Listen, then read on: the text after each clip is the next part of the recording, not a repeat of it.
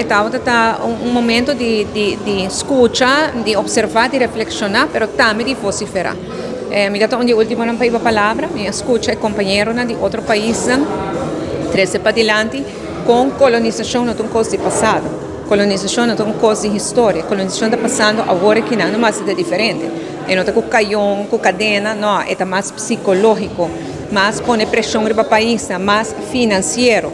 E essa é justamente a matriz de lante de minha dissertação também me explica que com na Aruba nós a luta para nós estar essa parte, que o turno é benefício na nós sair de nós estar essa parte e que agora que não para pressão que o Holanda tem riba nós para mais controle riba nas finanças injustamente, so nós mesmos manejando as finanças direito nos últimos 5 anos aqui, agora que não nós correndo risco de perder.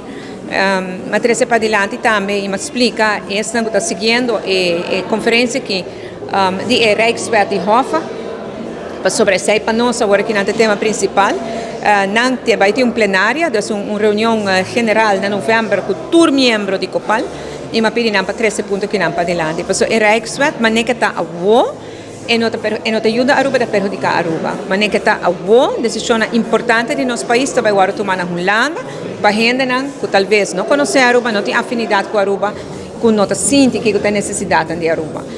E essa aí só acaba de dizer que está algo não bom. Además, ela passa uma procedura totalmente equivocada, que trapa todo sorte de princípio e direito, que tem um problema com a lei aqui, a exponer a cada e me pede na foro aqui na todos participantes, por favor, sostener-nos na luta, uma vez que nós vai plenária, que nos posicionamos, porque coisa que não te queda aqui não fara, nós vai querer brincar essa aqui na agora que na aí no foro nacional, diz hábito de promessa no foro internacional e nós lo sigue para internacional também, porque coisa que nós não está aceitar.